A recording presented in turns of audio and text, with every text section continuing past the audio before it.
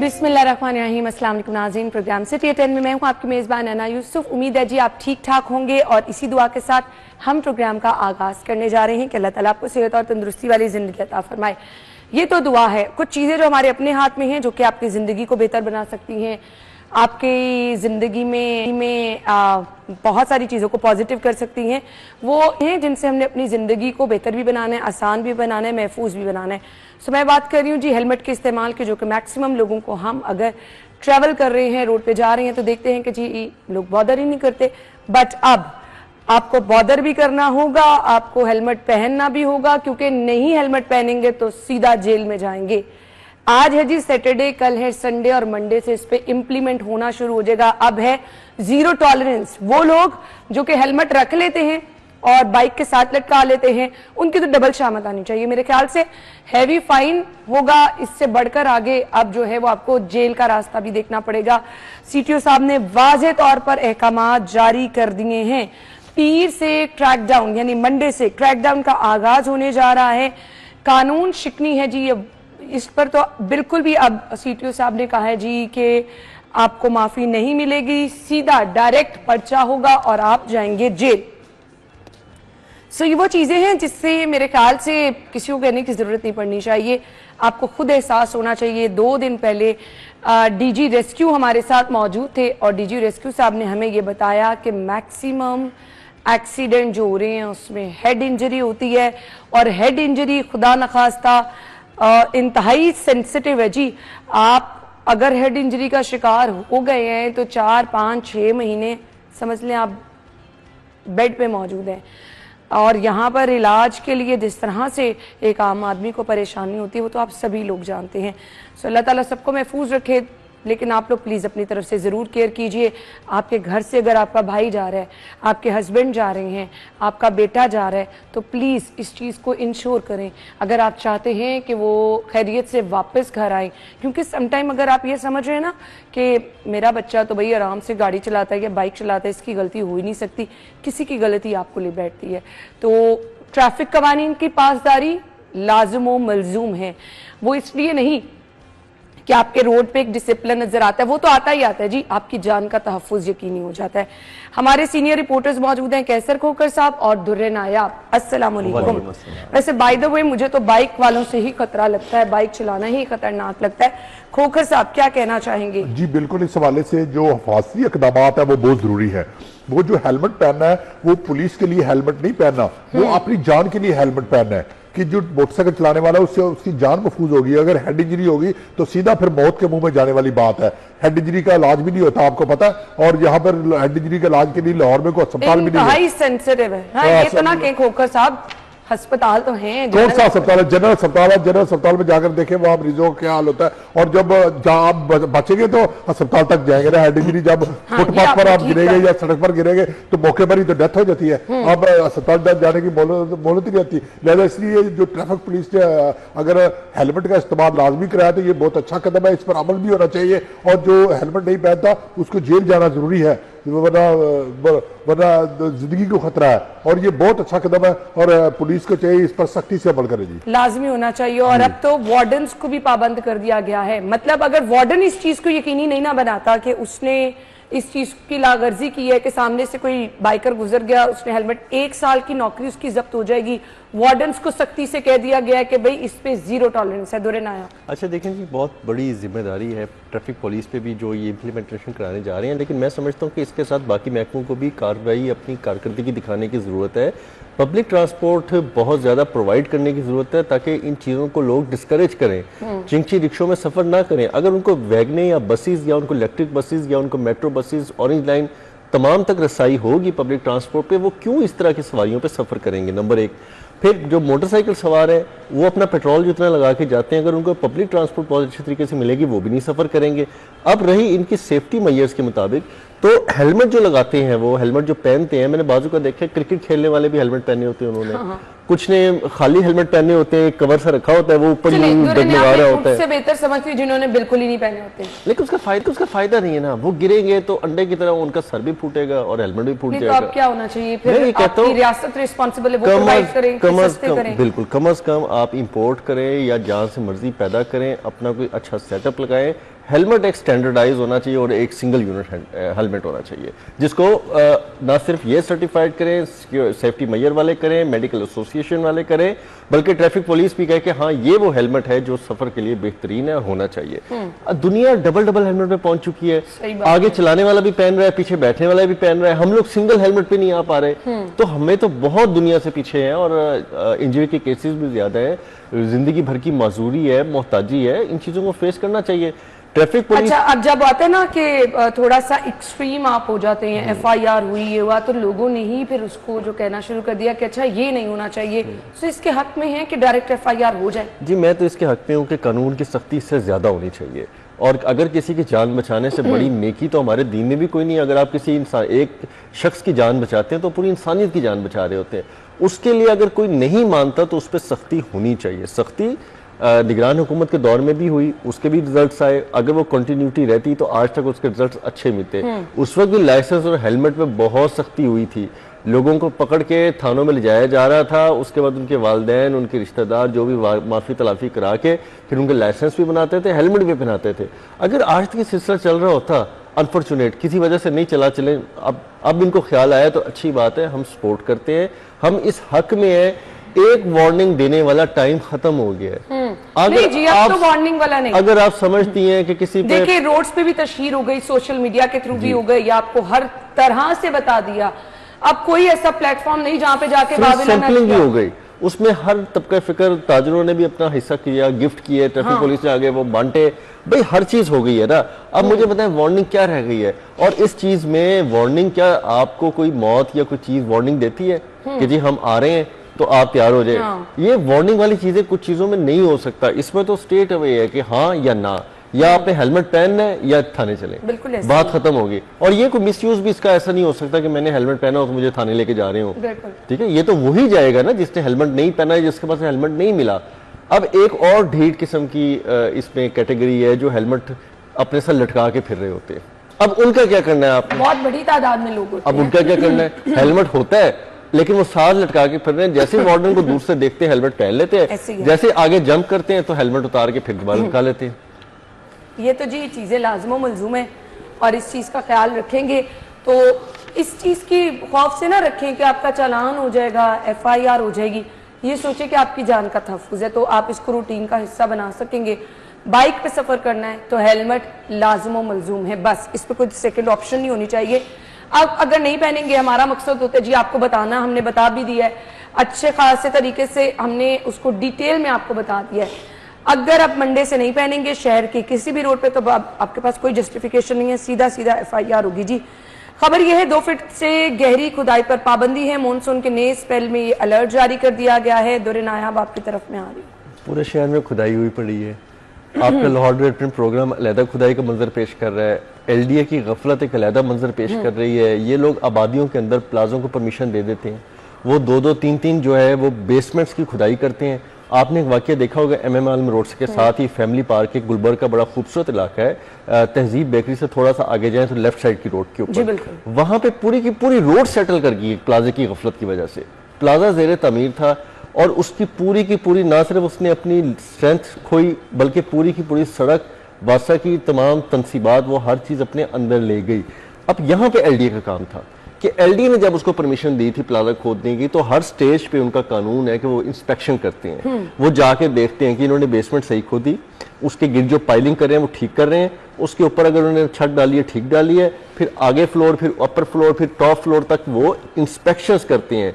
Unfortunately Gulberg में inspection नहीं हो रही, आपके तमाम प्लाजे जेरे तामीर में नहीं हो रही, ये पोश इलाका है। मैं तो आपको हर साल हर 6 महीने के बाद एक इंसिडेंट मेरे तो दिल पे लिखा है, मैं आपको बता सकता हूँ। पिछले मॉनसून के अंदर इन्होंने रीडिंग जहाँ पे मेन बुलेवार्ड के ऊपर है उससे थोड़ा सा पीछे एक प्लाजा बन रहा था, वहां पे इन्होंने ये लापरवाही की और उसने पूरी सर्विस लेन अपने अंदर ले ली के ब्लॉक, वो एक प्रॉब्लम बनी रही। ठीक है, इस साल ये हो गया। कुछ साल पहले आपको याद होगा हुसैन चौक की तरफ जाते हैं लिबर्टी से तो लेफ्ट साइड पे एक पेट्रोल पंप अब बना है, उसके साथ एक प्लाजा बन रहा था, उसने पूरी की पूरी जो है वो घरों के अंदर तक, उनके पोर्चेस तक वो पूरी सड़क अपने अंदर ले ली।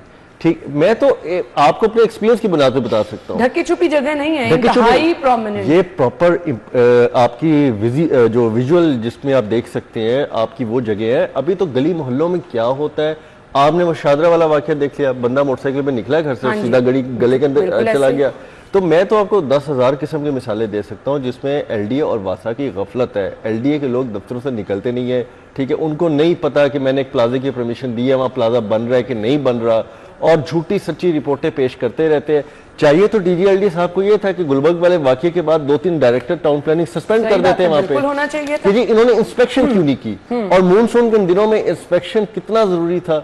और वहां भी आज तक आपके जाके देखें कि वहां भी वासा ने पर्चा कराया कि जी हमारी तनसीबात अपने अंदर ले ली, इन्होंने तो कुछ नहीं किया। तो इतनी नाअहली, आपका घर हो, खोखर साहब का घर हो, मेरा घर हो, सुबह मैं उठूं मेरे घर के सामने सड़क ही ना हो और एक कुआं खुदा हो, तो मुझे बताएं मैं क्या करूंगा। वहां पे आबादियों का ये हाल हुआ है, तो प्रॉब्लम है ना। अब आपने पाबंदी लगा दी, पाबंदी को इंश्योर कौन करेगा? मार्केट में जाके, गलियों मोहल्लों में जाके कौन देखेगा कि जो प्लाजे खुद रहे थे, जो बेसमेंट्स बन रही थी, जहां पे कंस्ट्रक्शन हो रही थी, वहां पे क्या एसओपीज यूज किए गए हैं?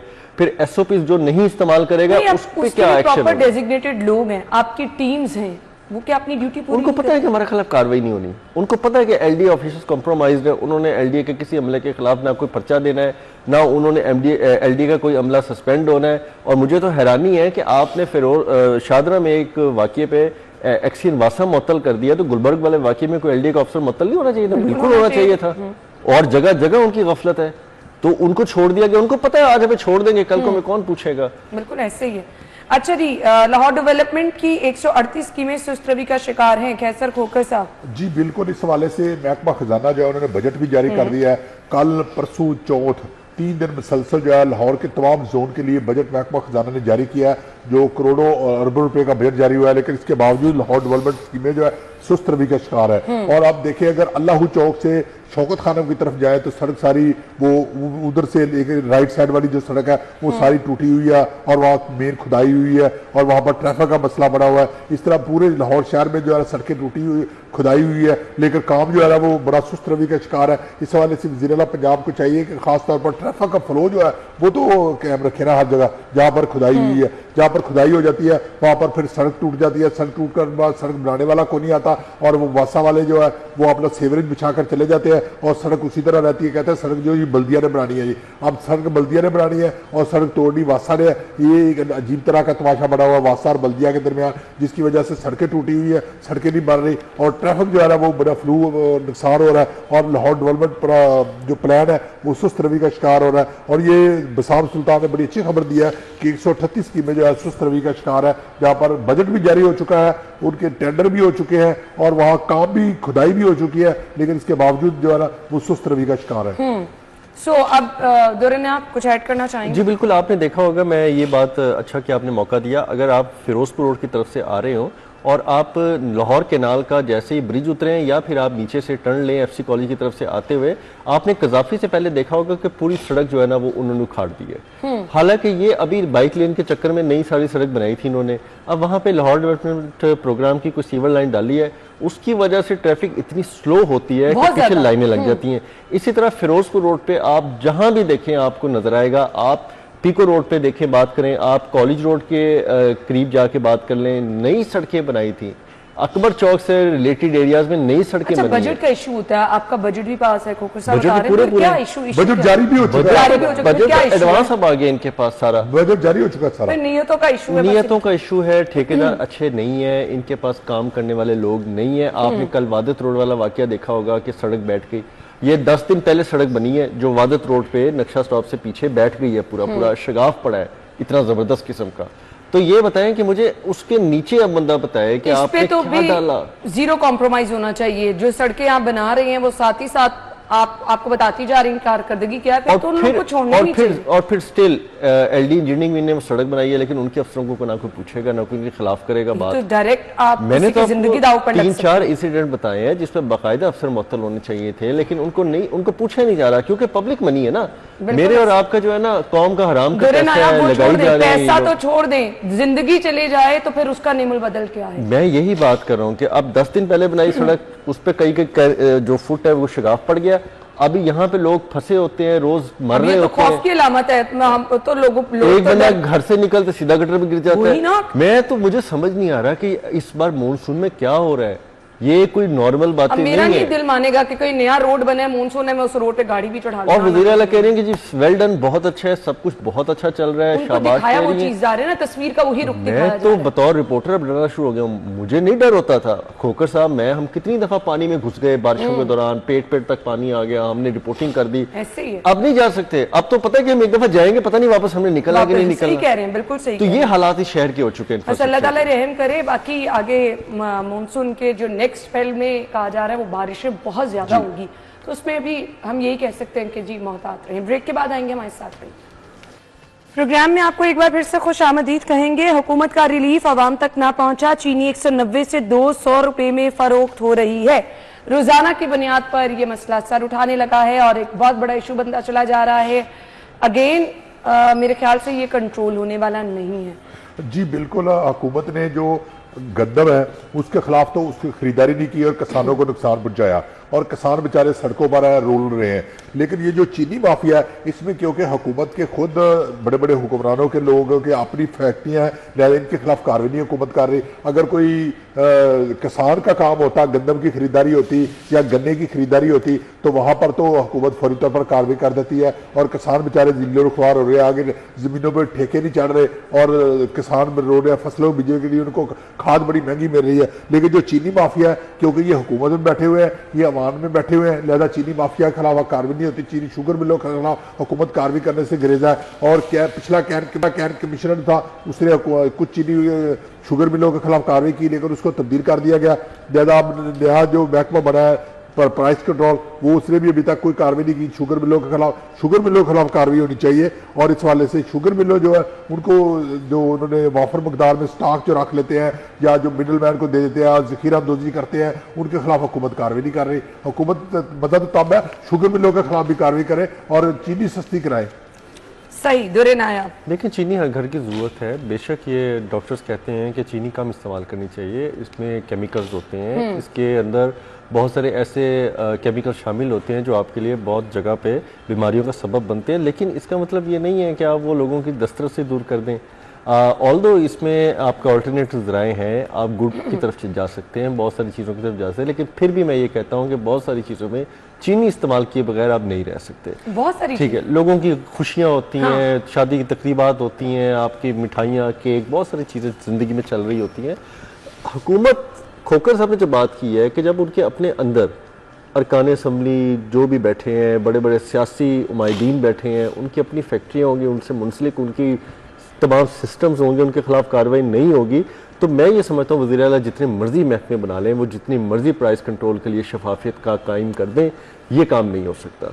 और पहली दफ़ा मुल्क की तारीख की महंगाई समझ नहीं आ रही, जिसको हुकूमत कह रही है कि जी मुल्क की जो महंगाई है वो कम तरीन सतह पे है। मुझे ये समझ नहीं आ रही वो सतह कौन सी है जो हमें नहीं पता लग रहा कि ये कम है कि ज़्यादा है, कि या लोग इसमें कन्फ्यूजन में फिर रहे हैं। आपने कार्रवाई करनी है तो बिल्कुल डंके की चोट पे करें, उस तरह करें जिस तरह आपने गरीब किसानों पे बिल्कुल ऐसे ही। अगर आप नहीं कर सकते ना तो आप ये चीनी 200 की बजाय 500 की कर दें, लोगों को और मार दें, कोई पूछने वाला नहीं होगा। मैं ये समझता हूँ कि इस पर मरियम नवाज शरीफ साहिबा को एक पूरा प्रॉपर इजलास बुलाने की जरूरत है। उनको देखना चाहिए कि कहाँ पे उनके अपने लोग, कहाँ पे उनकी अपनी ब्यूरोक्रेसी। एक चीज तो वाज़ेह है दुरे नायाब, ये खुद साख्ता किया जा रहा है, 100%। ये आवाम को परेशान किया जा रहा है। इतना बड़ा कोई यहाँ पर कि आपके पास चीनी है ही नहीं, तलब और रसद का इशू है, तो आप इसको महंगा कर रहे ये हैं। कंपेनें बंद कर देनी चाहिए कि अगर हम अपनी कोई मुश्किलात का मुदावा अपनी वज़ीर आला को समझते हैं तो फिर ये कंपेन्स क्लोज कर देनी चाहिए। लोगों को क्लियर कर देना चाहिए कि ये हुकूमत, वज़ीर आला साहिबा, उनकी टीम जो है वो आवाम का मुदावा नहीं कर सकती, बात खत्म कर दें। हमें तो जब सोशल मीडिया खोलो, कुछ भी खोलो, तो उसमें तो हमें तो हुकूमत की कंपेन नजर आती है कि अब जिंदगी में पहली दफा ये कर दिया, तारीख की बुलंद तरीन सतह पे जो चीजें थी वो जमीन की तय के भी नीचे चली गई उसका ग्राफ। हमें तो जब खोलो ये चीजें नजर आती हैं, तो हमें बता दिया जाए ना हुकूमत की जानिब से कि ये हो सकता है, ये नहीं हो सकता, इसमें हमारे ऊपर लोग भारी हैं, हम ये नहीं कर सकते। ये तमाम जरूरियात जिंदगी है ना, पेट्रोल, चीनी, रोजाना की बुनियाद पर आपने सब्जियां खरीदनी है, सब्जियां आजकल इतनी महंगी हुई हैं, तो ये एक आम बंदे की जिंदगी को तंग करें। खोकर साहब, महंगाई है जी बिल्कुल, बहुत ज्यादा महंगाई है, लोग महंगाई से तंग है। हालांकि मैं कहता हूं कि मरियम नवाज जब हुकूमत में नहीं थी तो महंगाई के वाले से लॉन्ग मार्च किया था कि महंगाई को कंट्रोल करने के लिए। अब ये हुकूमत में है तो अब कहाँ गई? और इस वाले से अगर मरियम नवाज कहती थी कि अगर महंगाई जो है ना, जहां पर वो बिजली के रेट बढ़ते हैं तो इसका मतलब है कि हुकूमत चोर है, तो अब बिजली के रेट रोजाना बढ़ते हैं। अब मैं सुबह अखबार में पढ़ रहा था, पेट्रोल की कीमत देखे 20 रुपए जो है ना वो एक महीने में बढ़ गई है, और एक महीने में 3 दफा पेट्रोल की कीमत बढ़ाई गई है। और कहते हैं जी कि जब पेट्रोल की कीमत पर सबरी पर दस्तक की तो प्राइम मिनिस्टर की आंखों में आंसू आ गए। ये किस तरह का प्राइम मिनिस्टर है, उसकी आंखों में आंसू आ गए और पेट्रोल की कीमत भी बढ़ रही है, जबकि इंटरनेशनल मार्केट में पेट्रोल की कीमत कम हो रही है। अगर पेट्रोल सस्ता करना है तो ईरान से, अगर रूस खरीद सकता है ईरान से तेल, इंडिया खरीद सकता है ईरान से तेल, तो हम क्यों नहीं ईरान से सस्ता तेल खरीदें? और खासतौर पर आजकल तो ईरान के साथ जंग की वजह से पाकिस्तान के तलकात भी बड़े अच्छे हैं और सस्ता तेल भी मिल सकता है ईरान से सस्ता तेल ले लेना चाहिए ताकि लोगों को सस्ता तेल दिया जाए। लेकिन तेल पेट्रोल इतना महंगा है, देखे हालत इतनी ज्यादा, मैं मेरी सारी तरह पेट्रोल पर चली जाती है। सही कह रहे हैं, ये बाकी अब देखें ना, बिल्कुल बात ठीक है। पेट्रोल, अब खोकर साहब को मैं अक्सर देखता हूँ, ये भी मार्केट में चीज़ें खरीद रहे होते हैं, दुकानों पे भी मैं भी जाता हूँ, हम तो अपने हाथ से करते हैं। अशराफिया का मसला ये है, चाहे वो आपके अरकान असम्बली है, चाहे वो आपकी ब्यूरोक्रेसी है, उनको क्या पता होगा चिकन का रेट 600 रुपए है? उनको तो ये भी नहीं पता कि हमारे घर में सौदा सल्फ कौन सी दुकान से आता है। सही बात है, ठीक है, उनको तो ये चीजें नहीं पता। उनको तो ये भी नहीं पता कि एक आम आदमी जो है वो किस तरह से जिंदगी गुजर बसर करता है। उनको ये भी नहीं पता कि अगर वो चिंची भी रोज इस्तेमाल करता है या वो मेट्रो पे भी जाता है तो उसका डेली आने जाने का किराया कितना लगता होगा। बिल्कुल सही कह रहे हैं। अब जिस हुकूमत के अंदर या लोगों को ये नहीं पता, आम लोगों के मसाइल, उनको ये अंदाजा नहीं है कि आम लोगों की जिंदगी की हर डेली एक्सपेंस गुजर बसर किस तरह हो रहा है, वो उसका मदावा किस तरह करेंगे। मेरा तो एक बेसिक क्वेश्चन है, आप लोगों को पता ही नहीं, आप लोगों ने कभी ना बस वैगनों में सफ़र किया, ना चिंचियों में सफ़र किया, ना दुकान से जाके आपने कोई आधा किलो पाव चीज़ खरीदी है कि आपको रेट पता हो, ना आपको पता मार्केट में ये चलेगा कि आपको थर्ड क्लास और सब स्टैंडर्ड किस्म का फ्रूट, सब्जी, दालें, अशिया खुरी नोश बेची जा रही हैं। ठीक है ना, वहाँ पे आपको ये पता है कि दूध किस किस्म का क्वालिटी का बिक रहा है। आप अब इस किस्म की चीज़ें आप जब इस्तेमाल करेंगे, एक तो क्वालिटी भी अच्छी नहीं, तो कैसे करेंगे? 600 रुपए चिकन की कभी कीमत हुई है, और ये 600 रुपए आप मुख्तलिफ इलाकों में चले जाएं तो बस आप देखेंगे कि हर जगह पर इलाके के हिसाब से सस्ता प्रोटीन कर करके इन्होंने उसको महंगा तरीन करके हमसे वो भी छीन लिया है। लोग ये कहते थे कि चलो यार मटन और बीफ नहीं खा सकते, महंगा है, बीफ 900-1000 रुपये उस वक्त हुआ करता था, मटन जो है वो भी बहुत आगे चला गया, अब तो खैर वो भी दो लोगों की दृष्टि से दूर हो गया है पूरा। मैं आपको ऑनेस्टली बता रहा हूँ, एक बहुत बड़ा तबका लाहौर शहर के अंदर सिर्फ बात करो, वो मीट जो प्योर मीट है ना आपका, बीफ या मटन, वो नहीं खा पाता। आपकी जेब नहीं जा सकती थी ना। वो चिकन पे इत्तेफाक कर रहे थे, वो भी चला गया उनके हाथ से। दाल की बात करें, दाल जो प्रोटीन है 500-600 पे पहुंची हुई है, सही कह रहे हैं, कैसे खाएंगे? मुझे सिर्फ ये बात समझ नहीं आती कि हुकूमत ने 40,000 रुपए कम से कम आमदन कर दी, 40,000 में बजट तो बना के दिखा दे, मुझे सवाल ही नहीं पैदा। आप दिखा दें एक दिन। 40,000 भी नहीं है, बहुत सारे लोग ये भी शिकायत करते हैं कि जो 40,000 रुपए फिक्स सैलरी वो भी कहीं पे नहीं इम्प्लीमेंट, अभी तक 37,000 मिल रही है। 40,000 पे तो इम्प्लीमेंटेशन शायद 1 या 2 महकमों में हुआ बमुश्किल, अभी तक 37,000 रुपए लोगों को दिए जा रहे हैं, और वो जो बढ़ोतरी है वो नहीं दी। 37,000 भी नहीं मिल रहे लोगों को। हाँ, 37 भी नहीं मिल रहे, 37 भी नहीं मिल रहे। कई बार लोग आकर लेबर डिपार्टमेंट कहते करते हैं, लेकिन लेबर डिपार्टमेंट इसके हवाले से खामोश है, कुछ कर नहीं रहा लेबर डिपार्टमेंट। और 37,000 भी लोगों को नहीं मिल रहे। बहुत सारी सिर्फ सरकारी इदारे जो है ना, सरकारी इदारे 37,000 रुपए दे रहे हैं, जबकि प्राइवेट इदारों में 37,000 लोगों को तनख्वाह नहीं मिल रही। और लोगों की तनख्वाह जो है 20-20,000 लोगों ने रखी है। सेल में देखे दुकानों पर जो काम करते हैं 20-20,000 रखे हुए, और 11-11 घंटे 12-12 घंटे उनसे काम लिया जाता है और 20,000 रुपए तनख्वाह दी जाती है। चिकन खरीदने कभी गया आप? घर का सामान वगैरह लेते हैं, चिकन खरीदने आते जाते हैं, तो आपको लगता है कि ये ज्यादती की जा रही है आवाम के साथ? बहुत ज्यादा ज्यादती हो रही है। चिकन की कीमत जो है कंट्रोल से बाहर हो गई है। चिकन क्या, सब्जियां देखे, सब्जी खाना मुहाल हो गया। और दालों की कीमतें देखे, दालों की कीमतें बढ़ गई है। दाल का पहले खाकर गुजारा कर लेते थे, हम तो घर में सब्जी और दाल इस्तेमाल करते थे, चिकन इस्तेमाल ही नहीं करते थे कि महंगी हो गई है। लेकिन अब तो सब्जी भी लेना मुश्किल हो गई है और दालों की कीमतें भी बढ़ गई है। तो कहाँ जाए आवाम? इतनी सारी चीजें जो हैं वो परेशान कर रही हैं जी। आपने रूटीन की चीज़ें हैं, पेट्रोल, चले हम आपको कह देते हैं चीनी कम इस्तेमाल करें, नुकसानदेह, हम खुद कोशिश करते हैं जी। तो चीनी का इस्तेमाल जितना आप कम करेंगे आपको खुद फ़ायदा होगा, लेकिन किस किस चीज़ के इस्तेमाल से आपको रोकें? आपको ये कहें कि सब्जियां महंगी हैं, इस्तेमाल कम करें, चिकन महंगा है, इस्तेमाल कम करें, किधर जाएं? कि आपने गले घोंटते यही रह गया, बाकी और तो कुछ नहीं रह गया। हर चीज़ महंगाई की जद में है और आवाम की ज़िंदगी परेशान है। मेरे ख्याल से जो रोज़मर्रा इस्तेमाल की चीज़ें उनकी प्राइस कंट्रोल करनी चाहिए ताकि आवाम तक कुछ सुख का सांस आवाम ले सके। फिलहाल तो ये नज़र नहीं आ रहा। हम ब्रेक के बाद आएंगे, स्टे विद अस।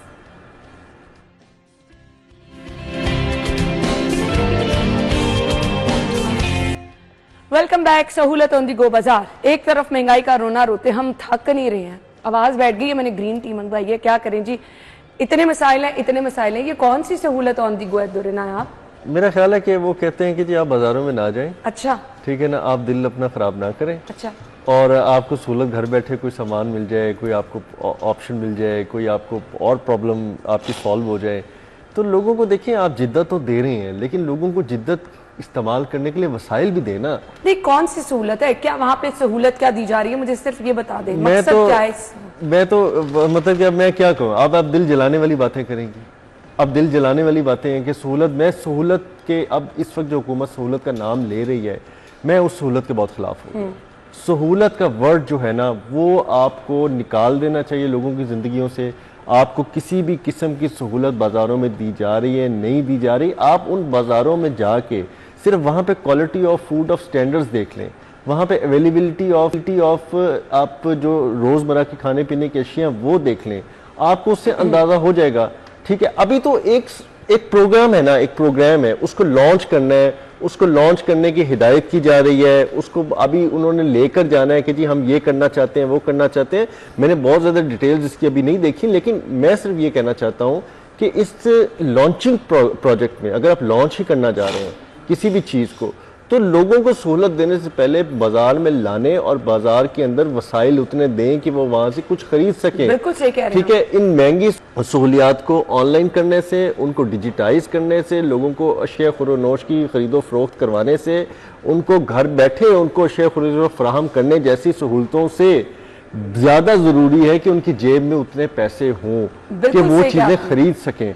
सहूलत तो तब है, सहूलत तो तब है। इसमें 3-4 फॉर्मेट्स हैं जो एक्चुअली चल रहे हैं गवर्नमेंट की नज़र में कि जी हम उनको ये सहूलत दें कि लोग जो है वो ऑनलाइन परचेज कर लें। ठीक है, उनको होम डिलीवरी भी मिल जाए। कुछ लोगों को ऑनलाइन परचेज के साथ बाजारों के अंदर ये मजाक है। मतलब मैं तो अब वही बात मैं कर रहा हूँ, मैं तो कभी भी ऑनलाइन चीज नहीं मंगवाऊंगी। यहाँ तो कपड़े ऑनलाइन मंगवा लें, आपको यकीन नहीं होता जो आपने पसंद किया क्वालिटी में, वो सब्जी की क्वालिटी। मैं यही बातें कर रहा हूँ कि वो हम उस आइडियल क्वालिटी की तरफ नहीं है चीजों की तरफ। आप घर बैठे क्या चीजें आ जाए, आप रिटर्न नहीं कर सकते पॉलिसीज की। ठीक है जी, पैसे तो गए। आप बाजार से कोई चीज ले ले, आप वापस करने जाए तो इतनी बातें आपको सुननी पड़ जाती है। दुकानदार आपको चीजें वापस नहीं करते। आप कहीं से सब्जी फल खरीद लें, आप यकीन माने गाड़ी में 1-2 दफा फ्रूट लेने का इत्तेफाक हुआ, वो बैठे हुए गाड़ी में इतना गंदा फ्रूट दे दिया कि मैं घर जाके परेशान हो गई। आप ऑनलाइन क्या हालात होंगे? एक चीज उठा के, एक चीज ट्रे से, छाबे से या किसी चीज से उठा के आप शॉपर में डाल लें और आपको उसके बाद कोई चीज रखनी पड़ जाए कि नहीं ये आलू ठीक नहीं था, ये उसके पे वो आपको दुकानदार नहीं करने देता जी कि आपने देख के लिया है, अब हम वापस नहीं कर सकते जी, ये क्या तमाशा है, वो क्या तमाशा है। और अब तो कुछ लोगों ने ये वतीरा बना लिया बाजारों में कि वो कहते हैं जी अगर पसंद करके लेना है तो ये रेट है, अगर हम आपको शॉपर में डाल के देंगे अपनी मर्जी का तो उसका ये रेट है। साफ कैटेगरीज बना के रखी होती हैं, कैटेगरीज बना के रखी होती है।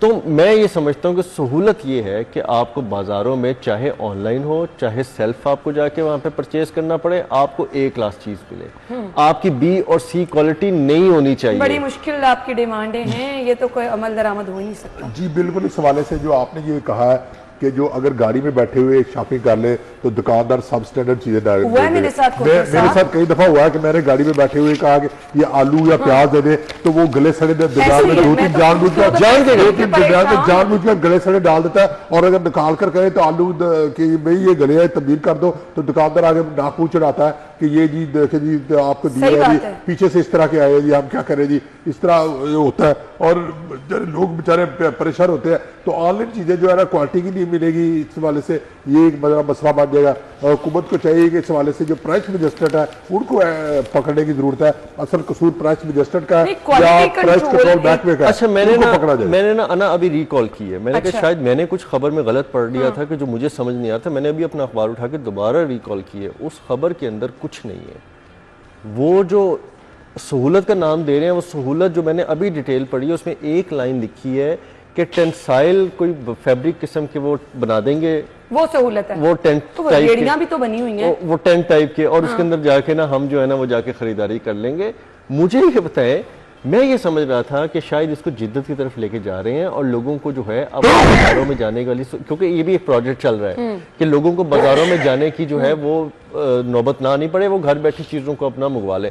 लेकिन इसमें तो सिर्फ उसकी खूबसूरती है कि आपने बाजारों के अंदर जो स्टॉल्स लगे हैं उनको कोई टेंसाइल फैब्रिक यूज कर रहे हैं। वो आप टेंसाइल फैब्रिक क्या है ये भी सर्च करनी पड़ेगी। अब इतना टाइम तो नहीं कि मैं गूगल खोल के देखो टेंसाइल क्या है। लोगों को टेंसाइल फैब्रिक के वो टीन टापों डब्बों से या जो भी क्या लेना देना है, हमें तो अच्छी क्वालिटी की सस्ती चीज चाहिए ना। हमें तो कोई सड़क पे बैठ के अच्छे आलू प्याज टमाटर दे दे तो हम खुश हो जाते हैं। आपने सड़क पे बैठने की बात की, मैंने कल भी जिक्र किया था, 2-3 दिन पहले सब्जाजार के सहूलत बाजार में जाने का मेरा इत्तेफाक हुआ, तो वहां पर सब्जियां इतनी महंगी थी, जिसको आपने सहूलत बाजार बड़ा सा पार्क के अंदर एक बनाया हुआ है, तो वहां पर जितने लोग थे वो महंगाई से, महंगी सब्जियों से तंग थे।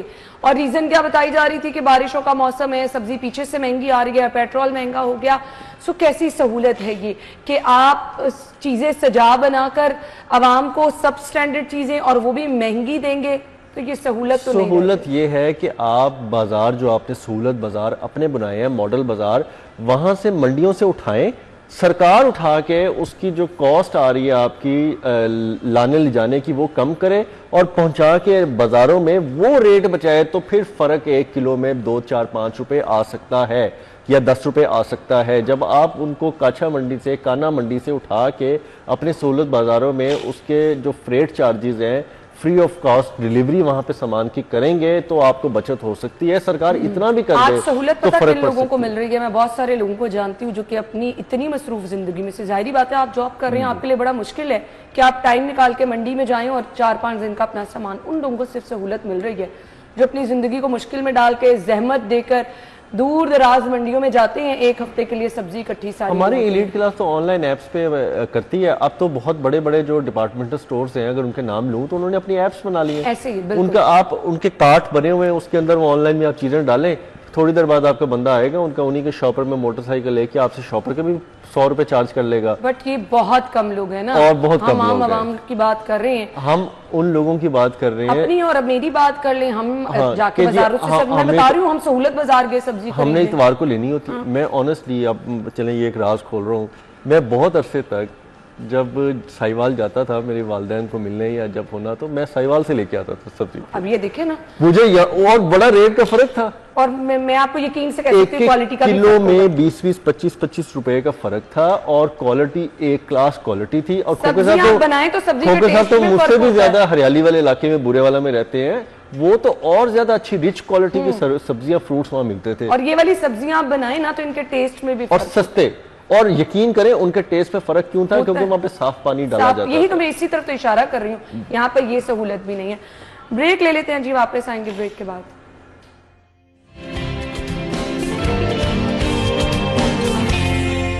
Welcome back once again. एक बहुत बड़ा मसला जो हम बात कर रहे हैं अवाम की, तो अवाम का ही ये बहुत बड़ा मसला है जी। मीटर खराब होते चले जा रहे हैं, मुसलसल होने वाली बारिश की वजह से बहुत सारे सारिफीन जिनके मीटर जल जाते हैं, मुसलसल पानी जब आपके मीटर में जाता है।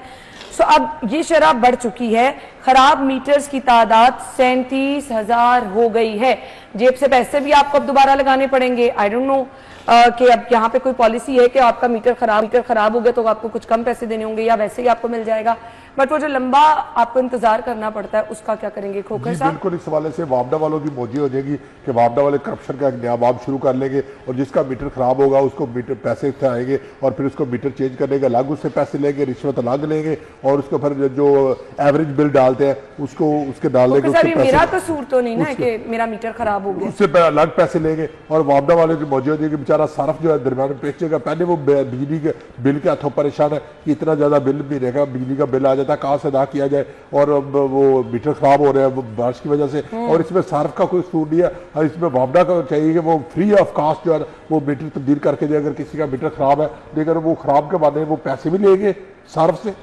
रिश्वत अलग लेंगे और एवरेज बिल अलग डालेंगे, सही। और बेचारा सार्फ जो है ना वो बेचारा कहाँ जाए, खुद की शिरा करे तो कहाँ जाए बेचारा। बिल्कुल आपने सिक्का दुरनाया। अच्छा, हर आने वाला दौर जो है ना वो पिछले दौर से बेहतर होता है, मैंने तो ये सुना था और देखा भी। शुक्र है आपने ये साथ कह दिया कि सुना था, ठीक है। यहाँ पे तो हर चीज उल्ट हो रही है, हर आने वाला दौर मतलब कि बहुत ज्यादा वर्स्ट से वर्स्ट होता जा रहा है। और कुछ चीज़ों में जो मैं अक्सर कहता हूँ एडमिनिस्ट्रेशन में, गवर्नेंस में, वो पिछला दौर बेहतर था अगर मैं कंपैरिजन में चला जाऊँ। और महकमों की कारकर्दगी पे आने वाली बात की जाए, जिस तरह वो लूट मार के बाजार गर्म कर रहे हैं, वो पहले से भी वर्स्ट से वर्स्ट होता जा रहा है। अब ये एक कुदरती आफत है, एक कुदरती मानसून का सीज़न है जिसने आना ही आना होता है हर साल। उसकी वजह से अगर बारिश के पानी की वजह से मीटरों पे पानी पड़ जाए, पहले तो ये नहीं होता था। अब मुझे नहीं पता कि किस किस्म के मनी मीटर्स आ रहे हैं। मीटर लगे हुए हैं, नाकिस क्वालिटी के मीटर पहले भी बाहर लगे होते थे लेकिन उनके अंदर पानी नहीं जाता था। आपको याद होगा वो साइज में जो छोटे थे सिंगल फेज मीटर्स, वो बहुत ही रेयर होता था। कहीं पे कोई शॉर्ट सर्किट हो जाए तो वो जल जाता था, अदरवाइज उसके अंदर ये शिकायत पानी वाली नहीं थी। अभी जो डिजिटल मीटर्स है ना, ये या तो वाटर प्रूफ नहीं है या इसके अंदर जान के कोई ऐसे लूप होल छोड़े गए हैं कि पानी के कतरा भी जाता है तो वो बाद में बेकार हो जाते हैं। और ये महंगे मीटर्स हैं, और इसके बाद अगर इसमें एरर आ जाए तो लेस्को अपना कसूर नहीं मानती, वो आप पे फिक्स कर देती है कि चूंकि अब ये मीटर खराब हो गया है, ये मीटर चल नहीं रहा, ये आपकी जिम्मेदारी अच्छा है। और एक और बड़ा मसला होता है, आपको डर ये लग रहा होता है मीटर खराब हो गया, कहीं यहाँ पे बिजली चोरी वाला सिलसिला ना डाल दें। अगर बिजली चोरी का सिलसिला नहीं डालेंगे तो आपको पिछले 2-3 महीने का एवरेज बिल डाल देंगे। वो सबसे बड़ी वो सबसे बड़ा अजाब है कि चलो यार चोरी का तो बात आप बंदा डिफाइन कर सकता है, कोई आप चले जाएंगे फोरेंसिक करा लें, आप 10,000 जगहों पे चले जाएंगे, वो और बात है कि 6-6 महीने वहां भी जलील होना है, लेकिन चले आप उसको चैलेंज कर सकते हैं।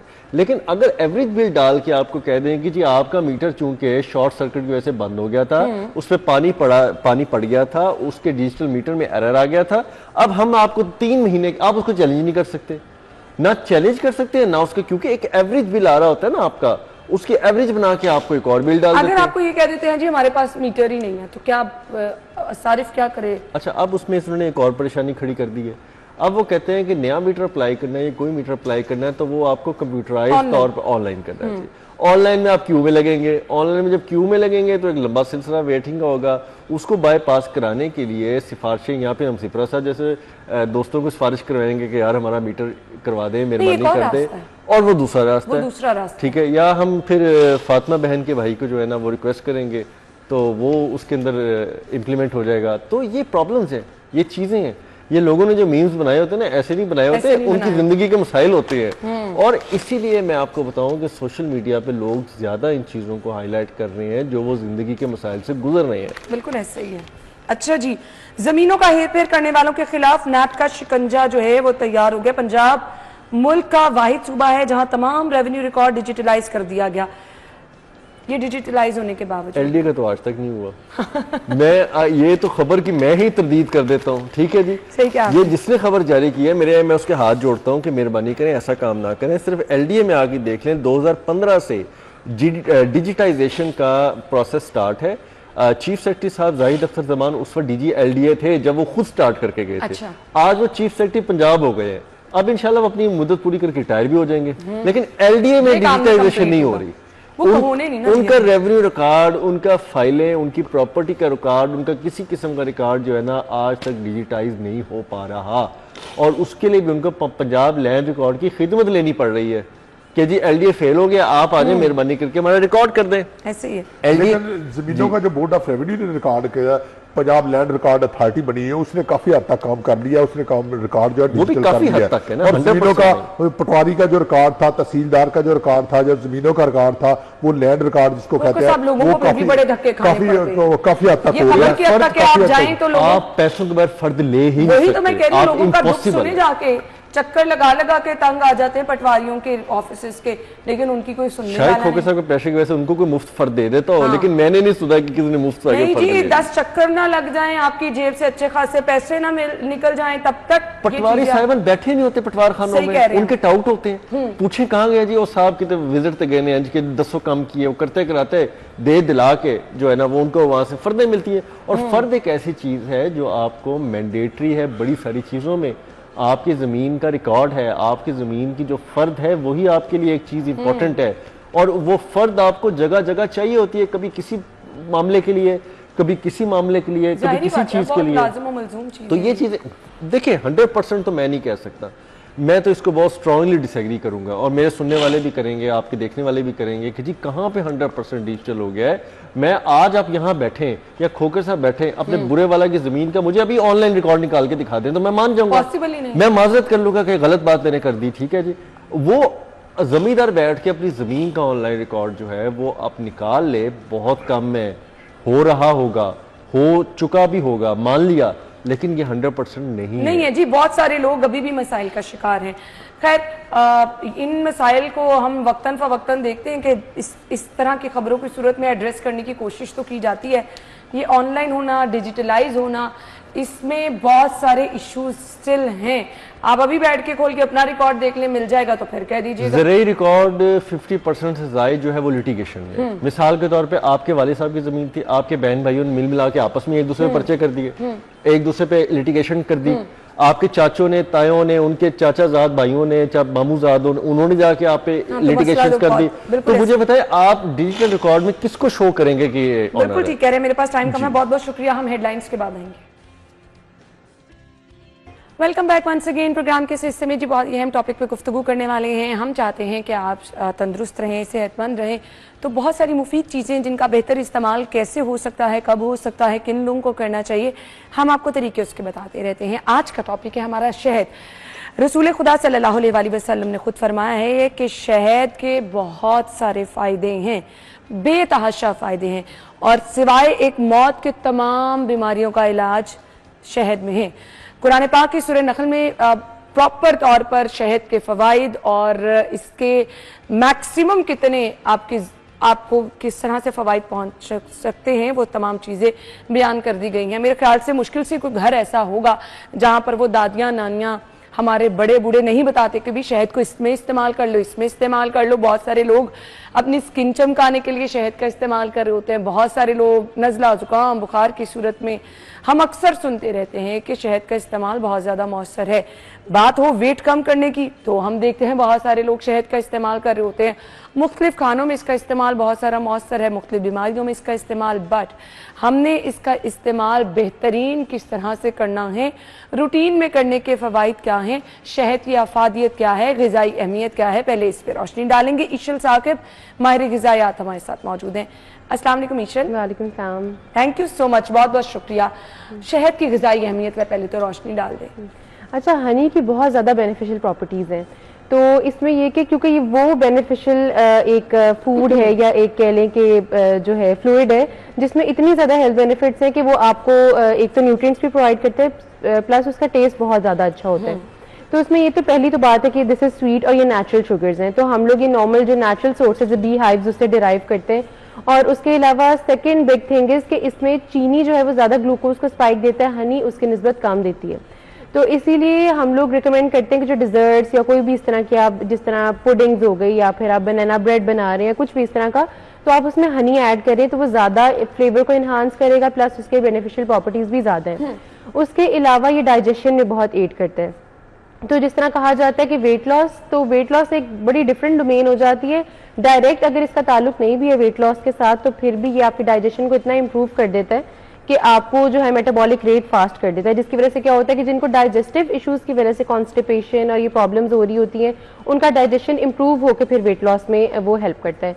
उसके अलावा ये होता है कि इसमें एंटीऑक्सीडेंट्स बहुत ज़्यादा हैं, तो जिस चीज़ में एंटीऑक्सीडेंट्स बहुत ज़्यादा वो तो एंटी कैंसरस होता है, उसमें जो फ्री रेडिकल्स उसको फाइट करने की कैपेबिलिटी बहुत ज़्यादा होती है।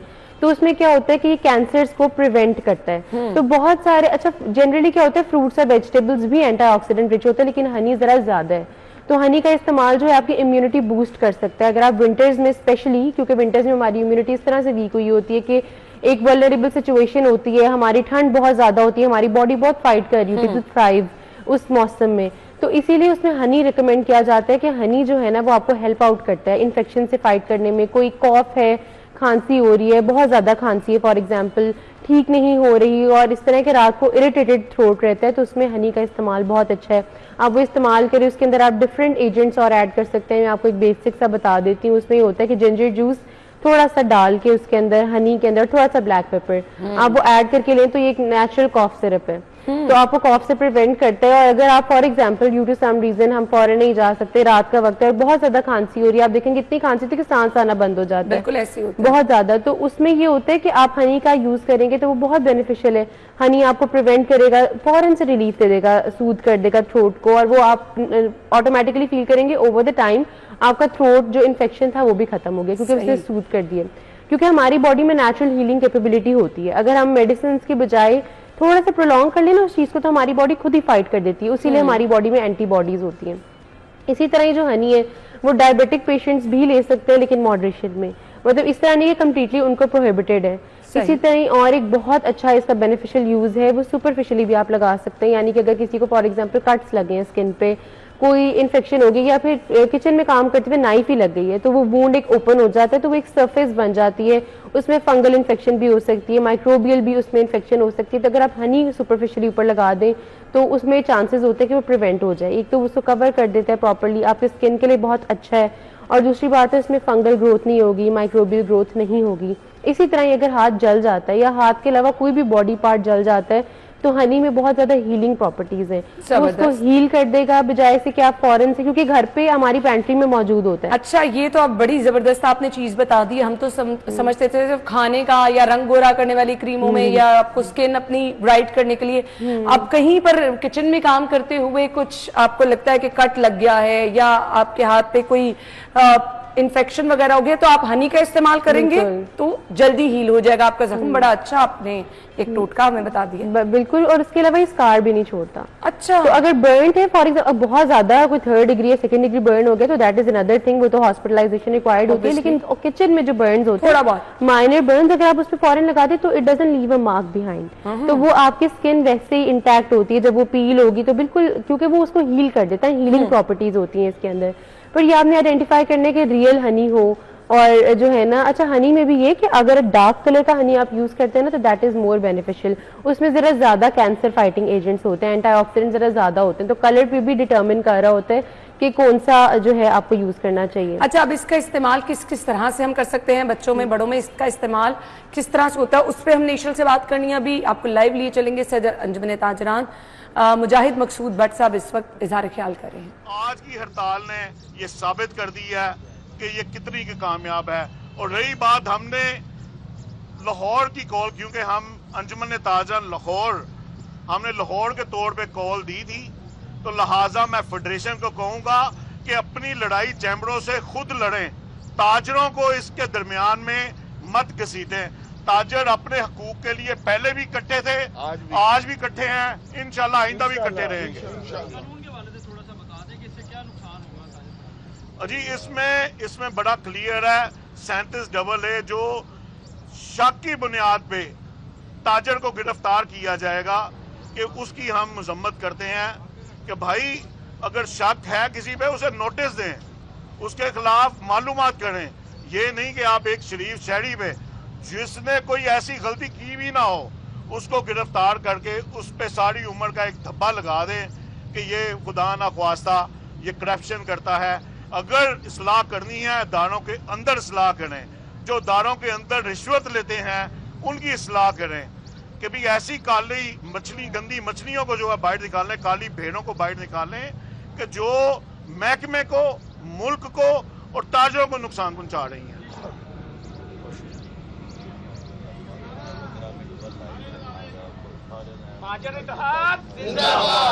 अंजुमन ताजरान लाहौर रजिस्टर्ड जिंदाबाद। जी, तैयब रशीद मीर साहब आबादगढ़, जनरल सेक्रेटरी अंजुमन ताजरान लाहौर। बिस्मिल्लाहिर्रहमानिर्रहीम।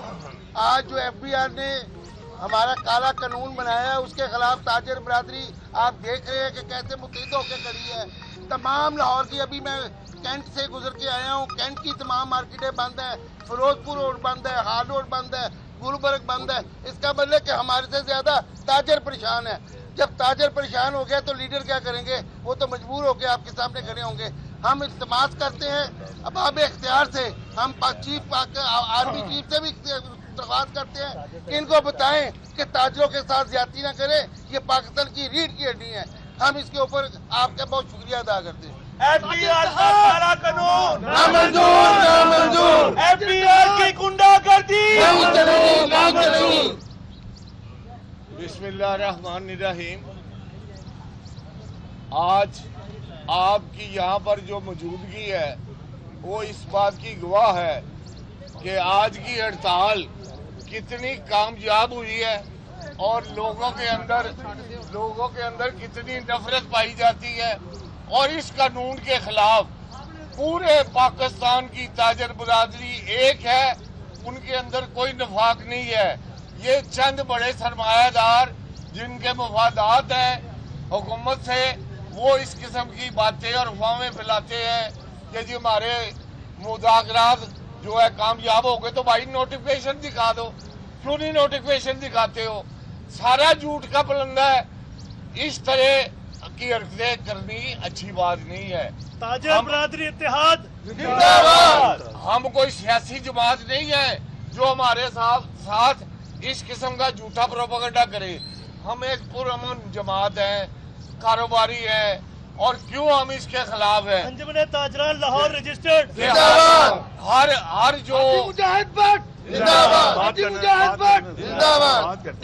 हर जो ताजर है, चाहे छोटा है बड़ा है इंडस्ट्री है, वो एक मुअज़्ज़ज़ ताजर है, एक मुअज़्ज़ज़ फर्द है इस माशरे का। आप उसको हथकड़ियां लेकर आगे ले जाए, फिर हमारी लाशों से गुजरेंगे? ऐसे तो नहीं जा सकते, लाभ ले जा सकते हैं। तो इंशाअल्लाह ताला ताजर बरादरी शीशा पलाई दीवार है और इंशाअल्लाह ताला अपने भाइयों का तहफ़्फ़ुज़ करेंगे इंशाअल्लाह। मैं पीआर का काला कानून नामंजूर ना। अंजुमन ताजरान के सदर मुजाहिद मकसूद भट्ट जो हैं एहतजाज में हैं जी ताजिर बरादरी, और इस पर जी इजहार ख्याल कर रहे थे। अच्छा जी, हम ईशल से गुफ्तगू का सिलसिला आगे बढ़ाएंगे। शहद का इस्तेमाल बच्चों में क्या शहद का इस्तेमाल होना चाहिए? हमारे यहाँ तो रिवायत ही है कि आप बच्चों को गुर्ती दे रहे होते हैं शहद से। सो माहिरीन तो ये कहते हैं कि इतने छोटे बच्चे को शहद देना ही नहीं चाहिए। बिल्कुल इस तरह ये इन्फेंट्स जो होते हैं जो 1 साल की उम्र तक आप शहद बिल्कुल भी नहीं देंगे।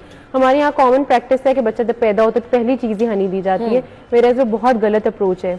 उसमें ये कि आप कोई और चीज दे दें उस वक्त, और आप उसे ब्रेस्ट फीड करवा दें, मदर्स को चाहिए, या फिर उसे नॉर्मल जो बॉटल मिल्क होता है वो दे दें, लेकिन उसे हनी बिल्कुल भी नहीं देना। उसकी वजह से बॉटलिज्म हो सकता है। अब बॉटलिज्म में क्या क्या हो सकता है, बहुत वर्स्ट भी हो सकता है, इसमें इवन फेटल भी हो सकता है, बच्चों के लिए नुकसानदेह हो सकता है। एक तो कॉन्स्टिपेशन जैसे इश्यूज आ जाते हैं, आइज रोलिंग हो जाती है, बच्चा स्वॉलो नहीं कर पाता।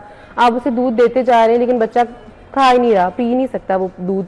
उसके अलावा बच्चे में बहुत ज्यादा प्रॉब्लम आ जाती है, उसका कोई फेशियल पोस्चर भी बदल सकता है, बहुत सारी कॉम्प्लिकेशंस हो सकती है। छोटा बच्चा और गैग रिफ्लक्स होता है, फौरन से आपने बच्चे ने लिया खाना और वो फौरन से बाहर भी आ सकता है। तो मतलब खाना तो नहीं ऑब्वियसली, लेकिन जो दूध है, जो फीड है, वो भी है, तो इसीलिए उसमें बहुत ज्यादा प्रॉब्लम्स हो सकते हैं उसका। क्योंकि आपको पता है कि हम जिस तरह बच्चा एक बड़ा होता है, हम इसीलिए तो कहते हैं कि वीनिंग के भी एक तरीका होता है कि आपने फॉर एग्जाम्पल जो है हम 6 मंथ से वीनिंग स्टार्ट करते हैं। पहली चीज हम चावल इसे देते हैं क्योंकि चावल से एलर्जीज बहुत कम लोगों को होती है और बहुत रेयर होती हैं, तो इसीलिए हम पहली चीज वो इंट्रोड्यूस करवाते हैं जिससे ज्यादा सेफ है। आहिस्ता आहिस्ता हमारी जो बच्चे होते हैं उनकी बॉडीज खुद ही एंजाइम्स बनाती हैं जो कि डाइजेस्ट कर लेती हैं खाने को। इसी तरह ही चावल के बाद आहिस्ता आहिस्ता फिर हम करते करते वीट पे लेकर आते हैं, फिर और एलर्जेंस यानी पीनट और इस तरह की चीजों पे लेकर आते हैं, ताकि जब तक बाय द टाइम बच्चा उस पॉइंट तक पहुंचे उसकी बॉडी इम्यूनिटी बिल्ड कर चुकी है, उसकी बॉडी एंजाइम्स बना चुकी हो।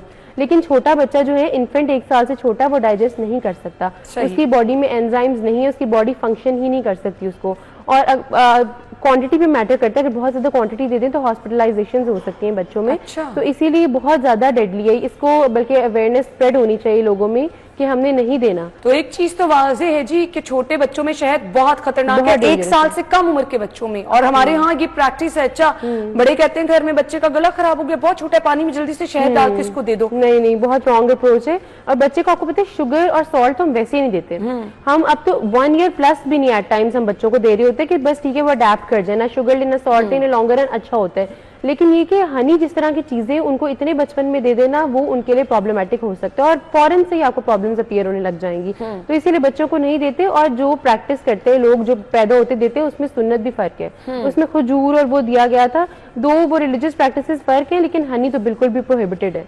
तो हनी आपने नहीं देना बच्चों को, वो डेंजरस हो सकता है। हाँ, उससे बड़ा बच्चा है तो स्कूल जाता है वैसे भी इम्यूनिटी के लिए आप जरूर दें। हनी इम्यूनिटी को बूस्ट करता है, बल्कि उसके बाद रिकमेंड किया जाता है कि आप बेहतरीन बच्चों को इस्तेमाल दें। किस तरह गर्म दूध में आपको देना है, खाने वाली किसी भी चीज में, स्मूदी में आप दे सकते हैं, या डायरेक्ट बच्चा जो है वो हनी अगर खा ले तब भी उसका फायदा है। कुछ लोग कहते हैं अच्छा दूध वगैरह में नहीं, अच्छा डायरेक्ट खा लेंगे तो ज्यादा फायदा होगा, तो इसका बेहतरीन इस्तेमाल क्या है? अच्छा, इसमें कि कुछ लोग इस तरह करते हैं कि first thing in the morning वो वार्म वाटर के साथ भी लेते हैं। अच्छा, वो भी हेल्पफुल है, वो इस तरह हेल्पफुल है कि वो डाइजेशन को एड कर देगा, आपको फौरन से ना मेटाबॉलिक रेट हाई कर देगा, जिसकी वजह से वेट लॉस भी हो सकता है और वैसे भी आपके प्रॉब्लम सॉल्व हो सकते हैं।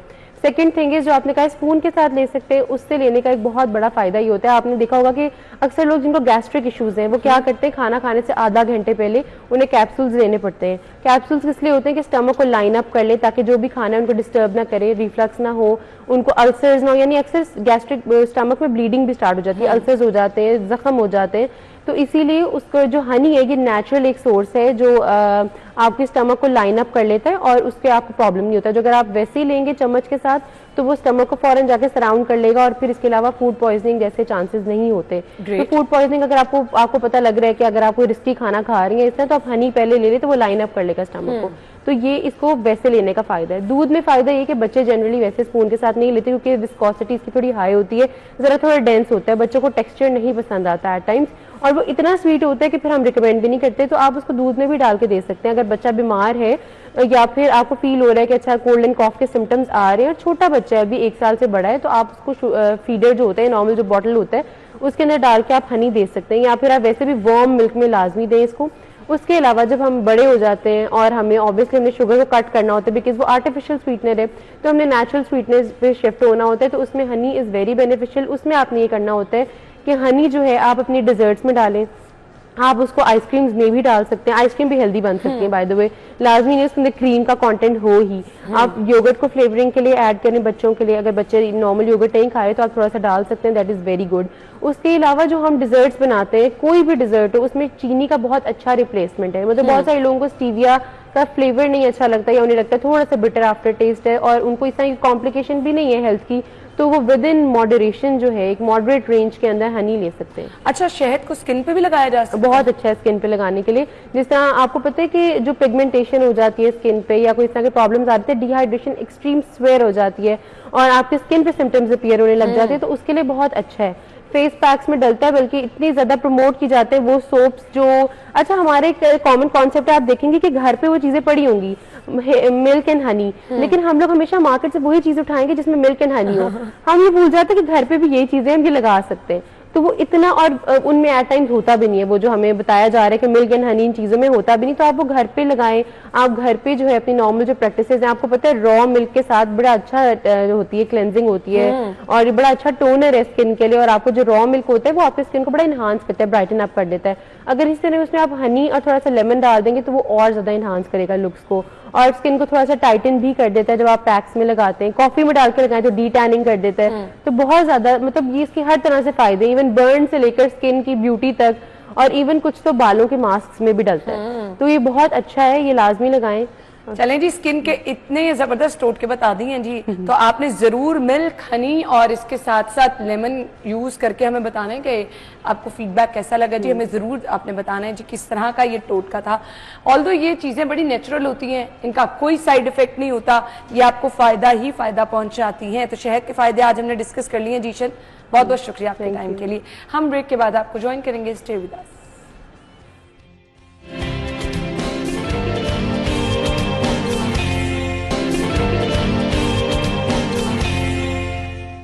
Welcome back once again. So आज की बर्थडे लिस्ट की तरफ जा रहे हैं। 19 तारीख है, आमिर सुहेल की सालगिरह, कामरान खान तनोली, मून और राना मट्ठी की सालगिरह है जी, मनाल की सालगिरह है, आयशा उमर, और इसके बाद जी इरहा बिनते अब्दुल्ला, मोहम्मद जायान।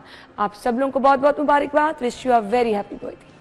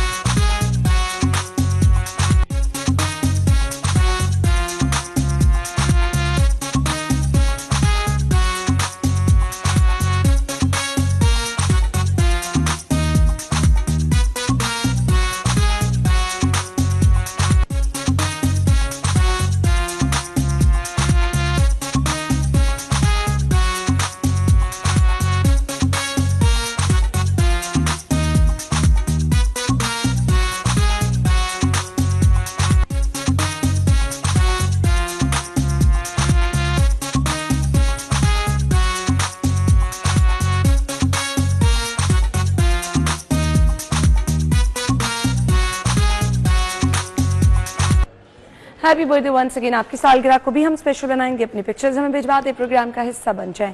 अभी आपको बताएंगे आज की रेट लिस्ट सेगमेंट है जी हमारा आज के भाव।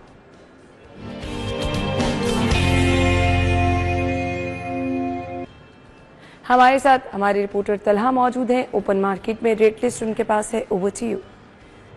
सरकारी कीमतें जो सब्जियों की हैं उसमें और ओपन मार्केट में जिन रेट्स पर बेचा जा रहा है सब्जियों को, उसमें खासा फ़र्क देखने मिलता है। लिस्ट में मौजूद है उसके हिसाब से जो दर्जा अव्वल का आलू है वो 80 रुपये फ़ी किलो बिकना चाहिए, लेकिन सरकारी नरखनामे को ना मानते हुए 100 रुपये फ़ी किलो तक बेचा जा रहा है।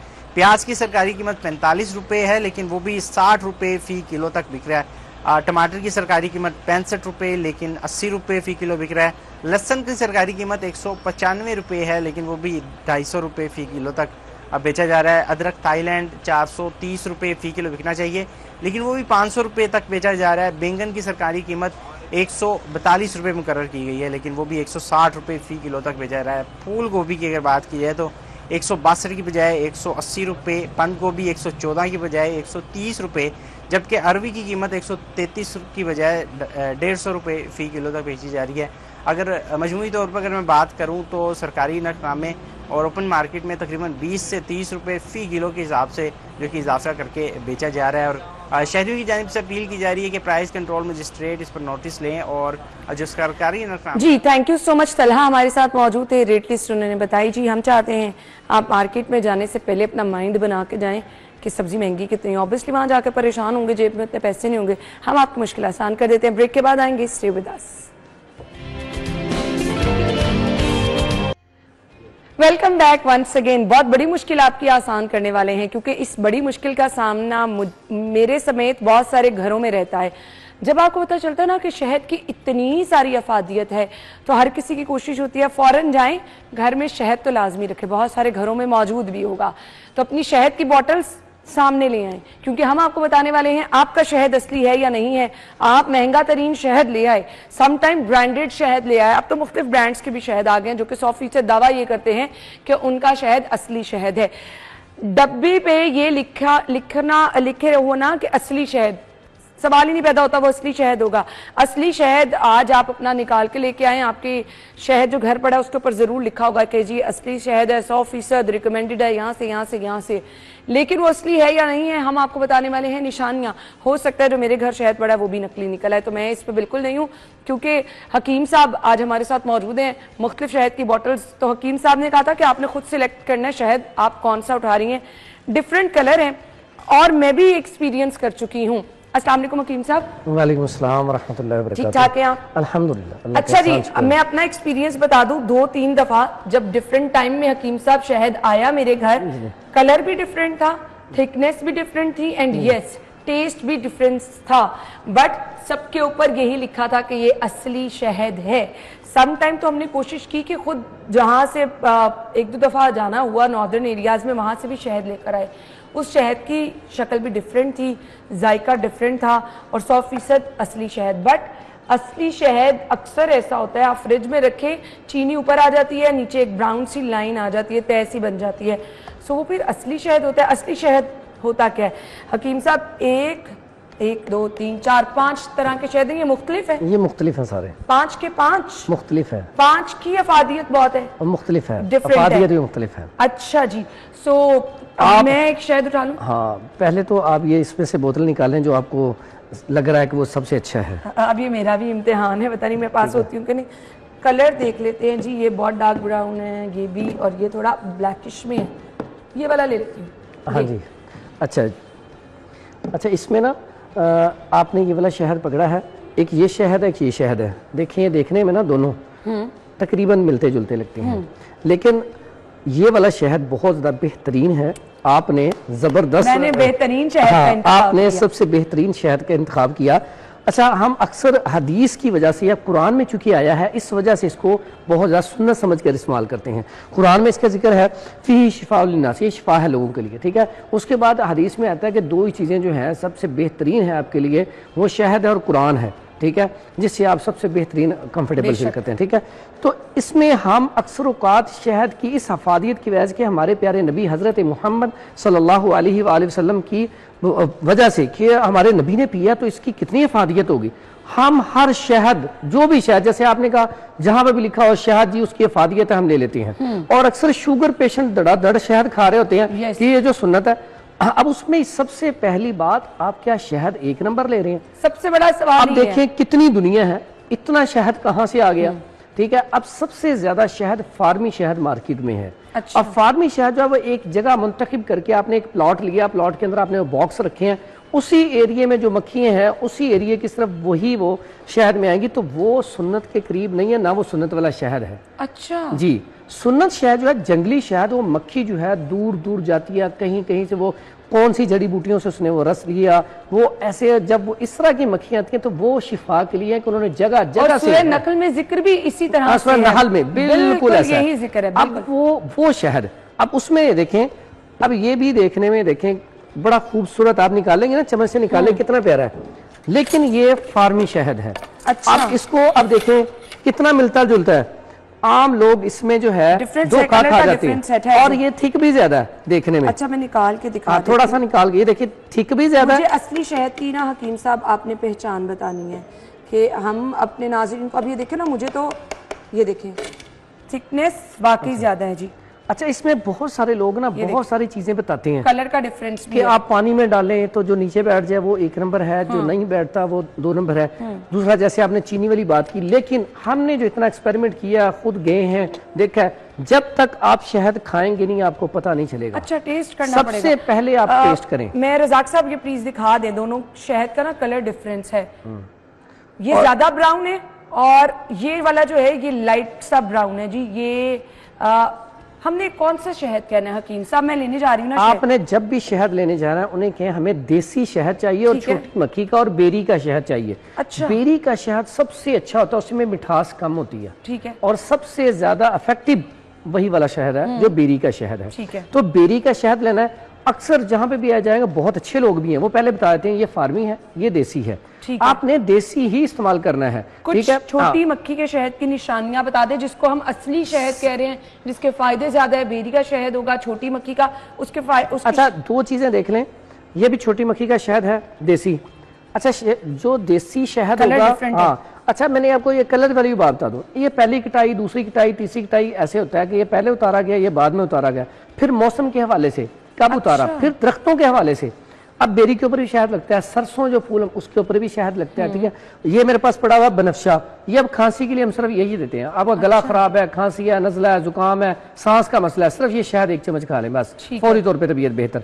अब ये क्योंकि बनफशा के जो फूल है वहां पे लगता है बनफशा के ऊपर, तो ये ऑटोमेटिकली उसकी अच्छा हुआ, इसीलिए जिस तरह का पौधा होगा उसकी अफादियत। अब जो सरसों का है वो अक्सर शहद जम जाता है।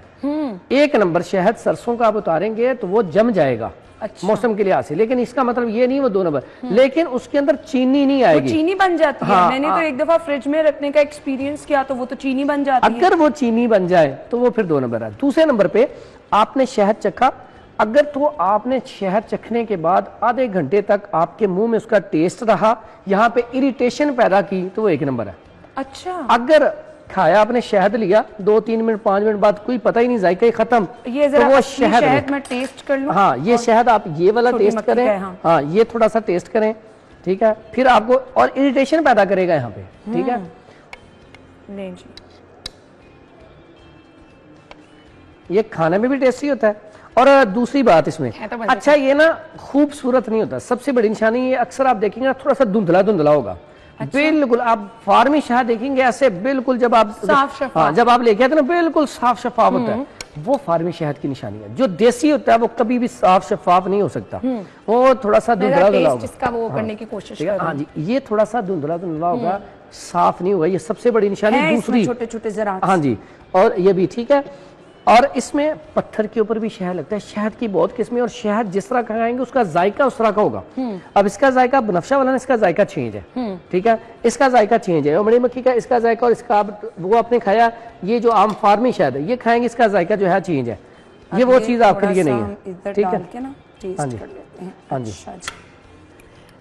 ये चीजें आप लोगों के लिए भी बड़ी जरूरी है। मैं एक्सपेरिमेंट इसलिए कर रही हूँ कि नेक्स्ट टाइम मैं असली शहद तक पहुंच जाऊँ। अच्छा, अब असली शहद जो है, जो तो बिल्कुल चेंज है।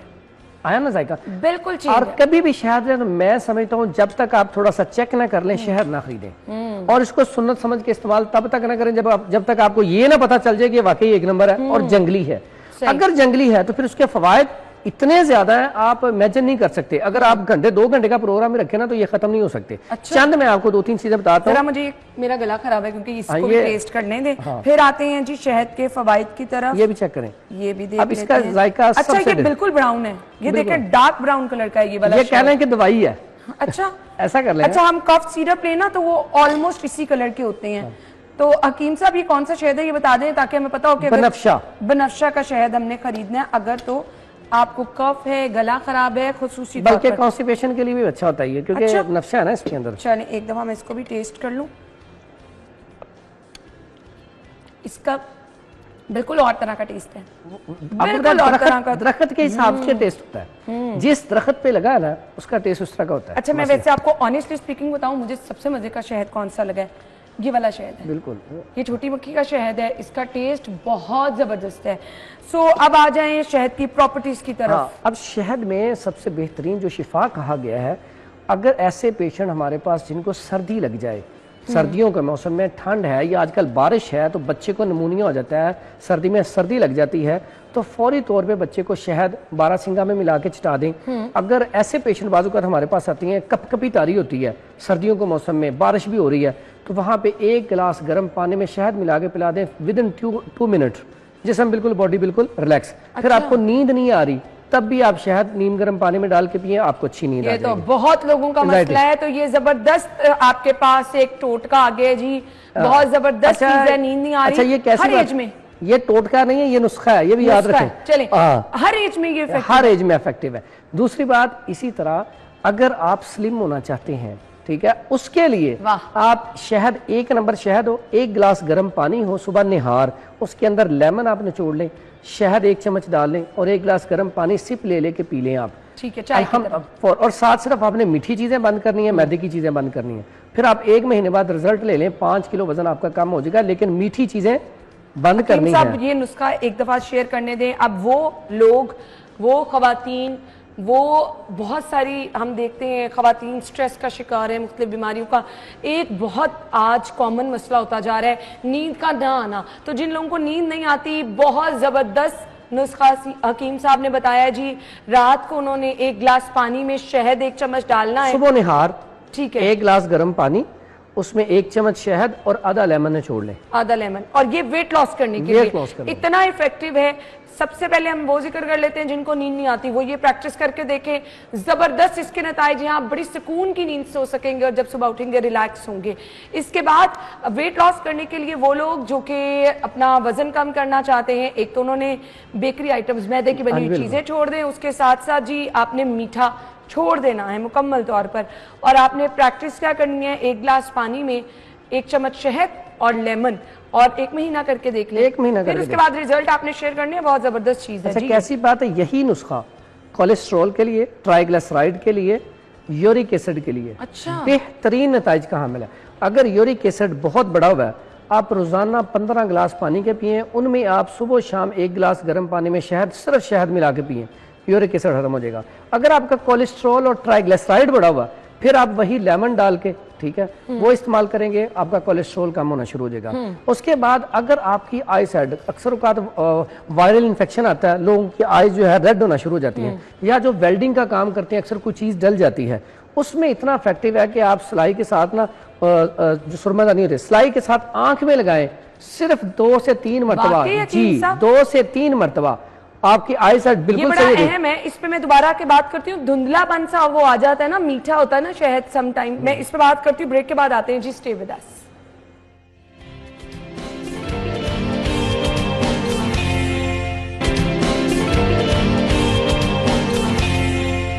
Welcome back once again. So मैं हकीम साहब से गुफ्तगू भी कर रही थी, और हकीम साहब से वो जो हकीम साहब ने कहा था आधे घंटे तक टेस्ट रहेगा, वो भी जांचने की कोशिश कर रही थी, और यस स्टिल है। हकीम साहब कैसे आंखों में हमने डालना है? आंखों में आप किसी ड्रॉप में डाल के ना 1 से 2 हाँ जी, वो डाल सकते हैं, या सिलाई लेके उसके साथ आंखों अर्के में- गुलाब के साथ भी डाल सकते हैं। अर्के नहीं, अर्के गुलाब की जरूरत नहीं है। ठीक अच्छा है। ये थोड़ा सा आपको ना लगेगा, लेकिन 2 मिनट बाद आप देखेंगे ना आंखें साफ होंगी और आप कहेंगे वाकई 1 हफ्ते में मेरी बिनाई बहुत अच्छी हो गई है। यानी नजर की कमजोरी, नजर की कमजोरी के लिए भी बेहतरीन है। तो हैरान कौन आपने बात बता दी। और साथ ऐसा जो जब आंखें सुर्ख हो चुकी हों, ऐसे वायरल इन्फेक्शन के लिए या चोट लग गई है, जैसे वेल्डर्स रात के कोई ना कोई चीज डल जाती है, उनके लिए अक्सर मैं यही देता हूँ और बेहतरीन इलाज है आंखों के लिए। एक ड्रॉप काफी है? काफी है। एक इधर एक दिन में कितनी दफा? एक दफा बस, रात को सोते हुए डालें बस। चलें जी। और वो जो धुंधलाहट सी होती है, आंखें चिपचिपी हो जाती हैं, वो आप वॉश करने सुबह उठ के? वो सुबह वॉश करें, अल्हम्दुलिल्लाह कुछ भी नहीं है। आप कहेंगे ये इतना जबरदस्त नुस्खा बता दिया आपने, बेहतरीन। लेकिन शहद एक नंबर है, शहद एक नंबर होना चाहिए। बिल्कुल ठीक हो गया। हकीम साहब, कौन सी बड़ी बीमारियां हैं जिनका हैरान कुन हद तक शहद इलाज कर देता है? बेहतरीन इलाज जख्मों के लिए। ऐसे लोग जो ऑपरेट करवाते हैं, जख्म नहीं भरते जल्दी, ऐसे जख्म के ऊपर आप सिर्फ शहद लगा के ऊपर पट्टी कर दें तो वो जख्म से बड़ी जल्दी भर जाते हैं। अगर आप इसको देखना चाहें कि ये कैसे हो सकता है, तो पहले जब जंगें लगती थी तो चोटें लगती थी और वहां पे गोलियां लगती थी या खंजर वगैरह लगते थे, तो सिर्फ शहद ही इलाज होता था और हल्दी होता था। अगर आप शहद दूध में हल्दी डाल के और शहद डाल के, आज भी आप गांव में जाएं तो लोग कहीं भी चोट लग जाए, एक्सीडेंट हो जाए, तो बुजुर्ग कहते हैं जाओ इसको हल्दी दूध में डाल के और शहद मिला के दे दो, फौरी तौर पे अंदर के इन्फेक्शन खत्म हो जाते हैं। बैरूनी इन्फेक्शन के लिए शहद लगा के ऊपर पट्टी कर देते हैं। हकीम साहब, ये आयरन लग गई थी कुछ दिन पहले यहाँ पे मुझे, तो इसके ऊपर आप शहद लगाएं, बेहतरीन है। ये अच्छा खासा इधर बड़ा निशान पड़ गया था, अब तो खैर वो हील हो गया ना। लेकिन आप इसके ऊपर शहद लगाएंगे ना, बड़ी जल्दी खत्म होगा। ठीक है, ये दो निशान है, ये दोनों जगह पे मुझे आयरन आप शहद लगाएं, बेहतरीन इसका रिजल्ट है, निशान भी नहीं रहेगा, बेहतरीन रिजल्ट है। ओके। अच्छा, और उसके बाद बहुत बड़ी जो बीमारी है, आज लोग परेशान है दिल की वजह से, बहुत बड़ा मसला है, क्योंकि ये दिल का मामला है। उसमें अक्सर लोगों के दिल के वाल बंद हो गए हैं, फास्ट फूड, जंक फूड या ऐसी ग़िज़ा खा खा के और वॉक ना करके। तो उसके लिए इसका बड़ा बेहतरीन इलाज है। आप अदरक का पानी ले लें 50 ग्राम, और लहसुन का पानी 50 ग्राम, लेमन का पानी 50 ग्राम, और इसमें आपने तीनों लेके इसको आप थोड़ी देर पकाएं। पकाने के बाद इसमें सिरका सेब डाल लें, वो आपने डाल लेना है तकरीबन 200 ग्राम, और डाल लिया। उसके बाद आप जितना ये है इसमें से ट्रिपल शहद डाल के इसको पकाएं। पकाने के बाद 2 चम्मच सुबह 2 शाम पीना शुरू कर दें। अल्हम्दुलिल्लाह आप पहले जो खुराक होगी उससे रिजल्ट देखेंगे, और 1 महीने में आप देखें इंशाल्लाह दिल के वाल भी खुल जाएंगे। प्लस ये होगा कि कोलेस्ट्रॉल, ट्राइग्लिसराइड के लिए खास करके लिए, हाँ जी, और खास मोटापे के लिए भी यही नुस्खा बेहतरीन किस्म का है। ठीक है, इसे आप पीना शुरू कर दें, बेहतरीन रिजल्ट है। अदरक, लहसुन, लेमन, इन तीनों का जूस लेकर आपने इनको पकाना है और इसमें शहद डाल देना है, फिर थोड़ी देर पकाना है और इसमें सिरका सेब ऐड करना है, सेब का सिरका ऐड कर लें, और आप इसको रूटीन में इस्तेमाल करते हैं। दिन में कितनी दफा आपने इस्तेमाल करना है? 2 चम्मच सुबह 2 शाम। दिल की बीमारियों के इलाज के लिए बेहतरीन। अगर आपके दिल के वाल बंद हैं तो दर्द रहती है, दर्द के लिए तो इतना अच्छा है। अगर कई लोग होते हैं जिनके पट्टे कमजोर होते हैं जी, कलवंजी ले, आधा चम्मच कलवंजी और 1 चम्मच शहद लेके इसको चबाना शुरू कर दें। अच्छा। फौरी तौर पे इसका दर्द, और ऐसे पेशेंट जिनको अक्सर ब्लॉकेज की वजह से दर्द होती है, वो सिर्फ और सिर्फ लहसुन 3 तुरी, अजवाइन 3 चुटकी, जाफरान की 3 पत्तियां, इनका कहवा बनाएं, शहद मिलाएं, पी लें, 1 मिनट से पहले दर्द गायब हो जाएगी। ये हम अपनी ना सोशल मीडिया पे जरूर शेयर करेंगे हार्ट पेन के लिए, और फिर जिनकी ब्लॉकेज है उनके लिए तो हकीम साहब ने नुस्खा बहुत जबरदस्त बता दिया है, जिनका बाईपास हुआ हुआ है। अच्छा हकीम साहब, रंग गोरा करने के लिए भी जो लोग आते हैं, रंग गोरा करने के लिए इतना अच्छा है कि आप कुछ ना करें, सिर्फ शहद ही आप ना लेके चेहरे के ऊपर बिल्कुल हाथों से ऐसा ऐसा लगा दें, जब खुशक हो जाए उतार दें। मुस्कुराहट आप देख रहे हैं, क्योंकि ये मैं करूंगी, और ये नेचुरल चीज है। और अगर आप इसमें थोड़ा सा और अच्छा करना चाहें तो आप अगर दाने हो, छाइए हो, आप फटकड़ी शामिल कर सकते हैं या हल्दी शामिल कर सकते हैं। नहीं तो हकीम साहब, इसका तरीका क्या है कि ये देखना, अब ये शहद है, इसको मैं पकड़ के यूं हाथ पे लगा लूं बस ये, और जब ये ड्राई हो जाए इसको उतार दे। अच्छा, लगा रहने देर लगा रहने तकरीबन आधा घंटा लगा, ये चिपचिप होती है, ये आधा घंटा लगा रहने, चिपचिप खत्म हो जाएगी। और ये बड़ा बेहतरीन है जिल्द के लिए। मैंने आपको बताया ना, जब जख्म खत्म कर सकते हैं तो जिल्द कैसे साफ नहीं कर सकते। सही बात है, लेकिन इसके लिए क्या बार बार जिस चीज शहद असल होना चाहिए, नहीं तो ये फवायद असल नहीं होंगे। अगर आपको फवायद असल नहीं हो रहा तो समझ लें शहद आपका ठीक नहीं है। ठीक है, नहीं तो हमारे नबी सल्लल्लाहु अलैहि वसल्लम की बात गलत हो ही नहीं सकती। बेशक, इससे बड़ी दलील क्या है। लेकिन आपने क्या करना है, 1 महीना अगर हम कह रहे हैं ना वेट लॉस के लिए, 15 दिन में आप उसको मॉनिटर करें। बिल्कुल मॉनिटर करें, फिर कमेंट में बताएं हाँ वाकई हमें फायदा हुआ है। हाँ जरूर। और अगर नहीं हो रहा तो फिर आप अपने शहद की क्वालिटी क्वालिटी देखें, ये रंगत के हिसाब से हमने आपको बता दिया है। छोटी मक्खी का असली शहद आपने लेना है, वो आपको फायदा पहुंचाएगा। खांसी के लिए हकीम साहब ये वाला शहद है, इसका कलर हाँ बनफ्शा का है और इसका ब्लैक सा कलर है, डार्क कलर है। खांसी जिन लोगों को मुसलसल रहती है उन्होंने ये वाला शहद लेना है।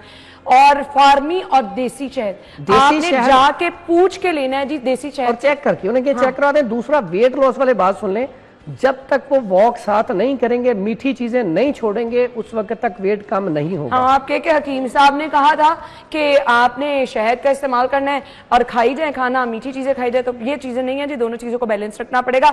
रंग गोरा करने वाला टोटका जरूर आजमाएं, अपने चेहरे पे लगाएं जी, रात के टाइम सुबह उठ के मुंह धोएं या आधे घंटे बाद 2 घंटे बाद मुंह धो के ले, और फिर आप देखें कि आपका खूबसूरती किस तरह से हो जाती है। शहद कितना आपका जो है वो इफेक्टिव असर लेके आएगा। थैंक यू सो मच हकीम साहब, बहुत बहुत शुक्रिया।